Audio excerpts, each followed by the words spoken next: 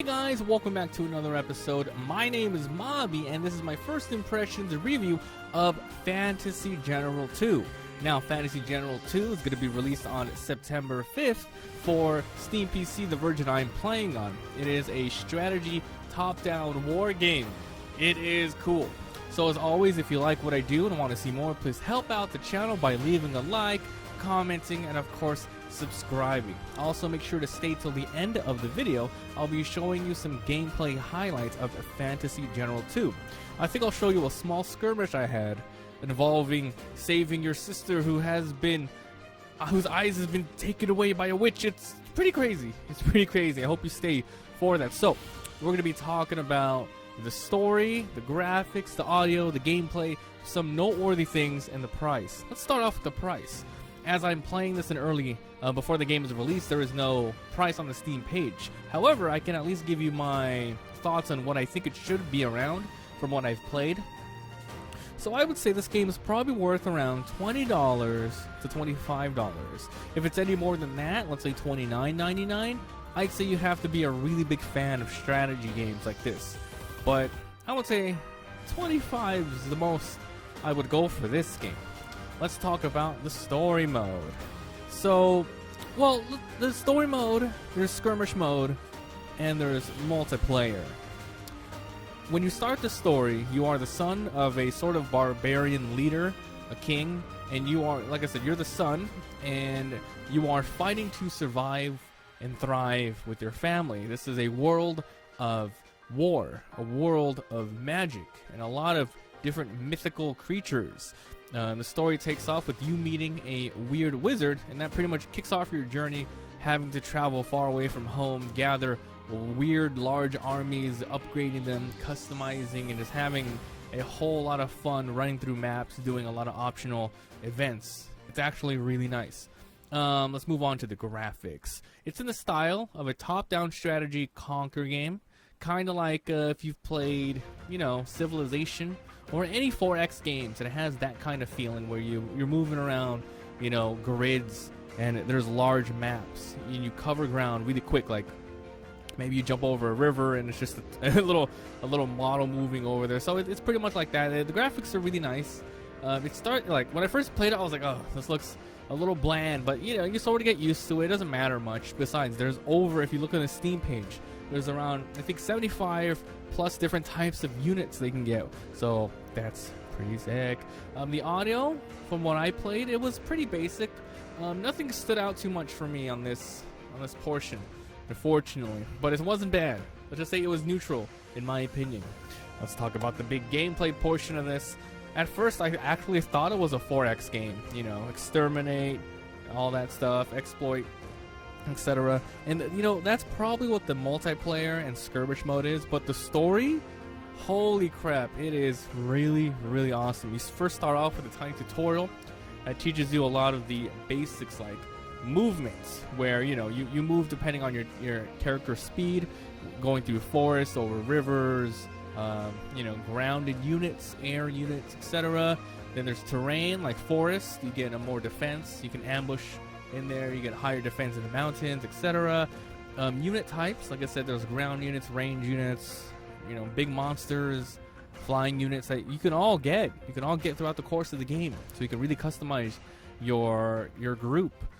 Capturing, you can capture villages, and as the barbarian leader or any barbarian unit that is able to do this, you can pillage a village, to not just get resources but make sure no one else can capture it.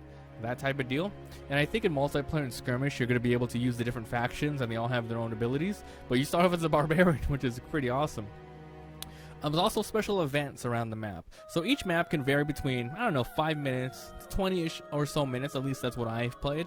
And there's a real objective there, like get to this area without dying with this character or that character. And then as you explore the map, you find more optional stuff, like you pass by a tree and you can go up to the tree and pray. You can go desecrate the tree, and you get good or bad things depending on that. Sometimes you get attacked by an enemy, you'll lose HP. Sometimes maybe you get a buff that lasts for 3 turns that makes it so you have like 30 plus defense or something like that. So there's a lot of different options to do, and I really like that in this game. What else can you do? Between each mission, after you complete them, you can replenish your character's health. Because every time you start a mission, you get to deploy units. Now, depending on the mission, you can have up to like 3 to 8 or something like that. And it all depends on what you have. You usually have to bring in your main character, but then any other unit, because in between each scenario, you have an overworld map, you have your supplies, you have gold, you have access to all of your unit statistics. And if they gained enough battle experience, you can level them up to different units. So for instance, you start off with a skirmisher lancer, and you can grow them to lance throwers, to Valkyries on horses. So you get that one unit and you slowly build them up. You don't have, well, unless you want to play this way, a lot of disposable units. They all have their own morale. They all, different abilities. Like maybe the pikemen can set up a defense, and maybe the wolves, if you get wolves, you can hide them in a forest, which gives them buff stats, and they can ambush an enemy if they come near them. So you get the first attack. So there's a lot of different units, a lot of different types of organized groups that you can make, and I think that's what the best part of the game is, most definitely. So yeah, you replenish your group, you hire new units using money, etc. You can upgrade them, like I said. You can also change equipment. Now this one really surprised me. I didn't think there was going to be equipment in this game, but apparently, you get them through different events in the story mode, and you can equip them on any unit which has a slot, pretty much an artifact slot. So I'll give you an example with one of my basic pikeman skirmisher units. I killed a unit, and I pillaged I went through a cave, I think it was. We looked in the cave, and we found boots. So it automatically equipped. I was like, oh, what's that going to do? Increase my movement speed? I looked at it closer, and it pretty much said this unit now has the ability to ambush. So sometimes it just grants you new abilities, which is awesome. You can freely take them off and on. I'm not sure what happens if they die, though. I hope it just goes straight back into your, your overall inventory. You can put them on other units later. Besides, missions have a lot of optional things, and I really, really like that a lot. So to summarize this game and what I played, it surprised me how much fun I was having towards the end of it. And when I first started, the first half an hour or so, it looked really bland. But as soon as you start customizing your characters with new weapons, saying like, no, I want 2 range units, I want my hero unit, I want an ambush unit here, or you can go, okay, I want 3 troll units, I want all animals, all flying units, magic on this guy, all on this guy, or everyone splits up with different stuff. That's where it becomes more personalized, and you actually want to see how your troops perform.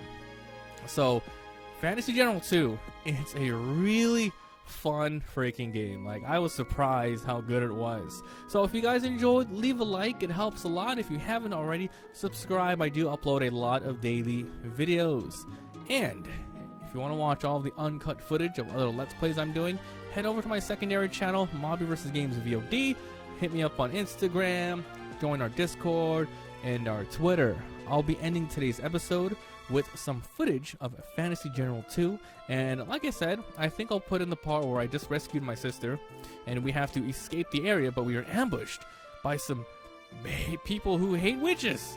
So yeah, check that out. Make sure to like and comment, all that good stuff. Thanks for watching. I'll see you guys next time.